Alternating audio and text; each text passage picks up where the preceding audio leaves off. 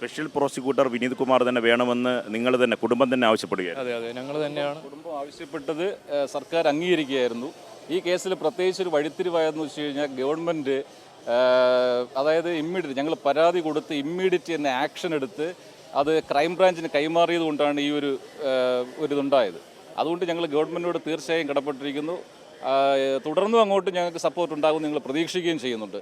Police department ഒന്നടങ്കം ഞങ്ങളുടെ കൂടെ നിന്നു. മാധ്യമ സുഹൃത്തുക്കൾ പൂർണ്ണമായി ഞങ്ങൾക്ക് ഈ കേസിൻ്റെ നാൾവഴികൾ മുഴുവൻ ഞങ്ങളുടെ കൂടെ നിന്നു. അപ്പോൾ ഈ വിധിയിൽ ഞങ്ങൾക്ക് സന്തോഷമുണ്ട്. രണ്ടാം പ്രതിയായ അമ്മയെ വെറുതെ വിട്ടതിൽ ഒരല്പം നിരാശ ഉണ്ടെങ്കിലും ഞങ്ങൾ ഈ വിധിയിൽ പൂർണ്ണ തൃപ്തരാണ്. പിന്നെ അമ്മയ്ക്കെതിരായിട്ടുള്ള വെറുതെ വിടലിനെ ഞങ്ങൾ പ്രോസിക്യൂട്ടറായിട്ട് ആലോചിച്ചതിന് ശേഷം എന്തെങ്കിലും വേണമോ എന്നുള്ളത് തീരുമാനിക്കും. അതായത് ഈ ക്രൈം ഗൂഢാലോചന നടത്തിയതും ഈ ക്രൈം നടത്തിയതും ഒക്കെ തന്നെ ആസൂത്രണം ഗ്രീഷ്മയാണ് എന്ന് കോടതി അസന്നിഗ്ധമായി കണ്ടെത്തിയിരിക്കുകയാണ്. അതാണ് ഈ ഒന്നാം പ്രതിയായ ഗ്രീഷ്മയെ ശിക്ഷിക്കും എന്ന കാര്യം ഉറപ്പാണ്.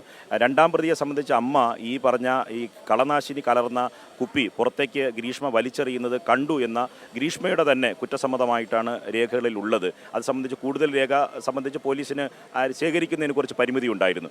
മൂന്നാം പ്രതി ഈ തെളിവ് നശിപ്പിക്കുന്നതിന് പൂർണ്ണമായി ഉത്തരവാദിയാണ് എന്നും കണ്ടെത്തിയിട്ടുണ്ട്. അപ്പോൾ പോലീസ് നടത്തിയ സിസ്റ്റമാറ്റിക് ആയിട്ടുള്ള തമിഴ്നാട്ടിലാണ് ഈ ക്രൈം നടന്നത്. അതിനുശേഷം ക്രൈംബ്രാഞ്ച് ആദ്യം പാറശാല പോലീസ് അന്വേഷിക്കുന്നു. ക്രൈംബ്രാഞ്ച് ഏറ്റെടുത്ത് രണ്ടാമത്തെ ദിവസം തന്നെ അറസ്റ്റ് നടക്കുകയാണ്.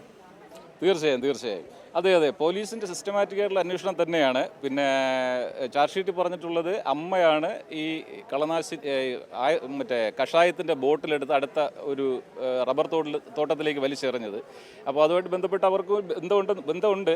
പക്ഷേ പോലീസിൻ്റെ അന്വേഷണവും ഗവൺമെൻറ്റിൻ്റെ ഇടപെടലും ഞങ്ങൾക്ക് വളരെയധികം നന്ദി പറയാനുണ്ട്. പ്രത്യേകിച്ച് പിന്നെ Zulfikar sir, KJ Johnson sir, Rashid sir, പിന്നെ സജിത് സാറ്, പിന്നെ ഷാജഹാൻ സാറ്, ഷിനി മാം, ഇങ്ങനെ എല്ലാവരോടും ഞങ്ങൾ നന്ദി പറയുകയാണ്. പ്രത്യേകിച്ച് പിന്നെ വേറൊരു കാര്യം, ഞങ്ങൾ മുഖ്യമന്ത്രിയെ കാണാൻ വേണ്ടി അന്ന് സെക്രട്ടേറിയറ്റിൽ പോയപ്പോൾ പിന്നെ നമ്മുടെ മുഖ്യമന്ത്രിയുടെ പ്രൈവറ്റ് സെക്രട്ടറി KK രാഗേഷ് വളരെയധികം സാമ്യമായി ഞങ്ങളോട് ഇടപെടുകയും ഞങ്ങൾക്ക് അന്ന് തന്നെ ഒരു വാഗ്ദാനം തന്നു, ഈ കേസ് ഒരു കാരണവശാലും തമിഴ്നാട്ടിലേക്ക് പോകില്ല എന്ന്.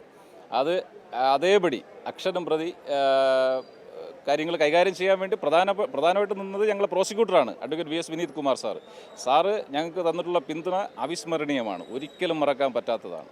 നാളെയാണ് ഈ ശിക്ഷാവിധിയെ സംബന്ധിച്ച വാദം നടക്കുന്നത്. അപ്പം ഏറ്റവും ഉചിതമായ ശിക്ഷ തന്നെ ലഭിക്കുമെന്ന പ്രതീക്ഷയാണ് കുടുംബത്തിനുള്ളത്. അല്ല, ഞങ്ങളെ സംബന്ധിച്ചിടത്തോളം ഇവള് 2022 6 മാസം 11 തീയതിയാണ് ഇവൾ ഓവർ ഡോസായിട്ടുള്ള ഇതിൻ്റെ പാരസെറ്റമോളിൻ്റെ കോൺസിക്വൻസസിനെ കുറിച്ച് സെർച്ച് ചെയ്തിട്ടുള്ളത്. അപ്പോൾ ഏതാണ്ട് 4-4.5 മാസം ഇവനെ കൊല്ലാനായിട്ട് പ്ലാൻ ചെയ്യുകയാണ്. ഇങ്ങനൊരു പ്ലാനിങ് മേർഡർ എന്ന് പറയുന്നത് തീർച്ചയായിട്ടും റെയറസ്റ്റ് ഓഫ് റെയർ കേസ് എന്നാണ് ഞങ്ങൾ വിശ്വസിക്കുന്നത്. അതുപോലെ തന്നെയാണ് ഞങ്ങളുടെ പ്രോസിക്യൂട്ടറും പറഞ്ഞിട്ടുള്ളത്.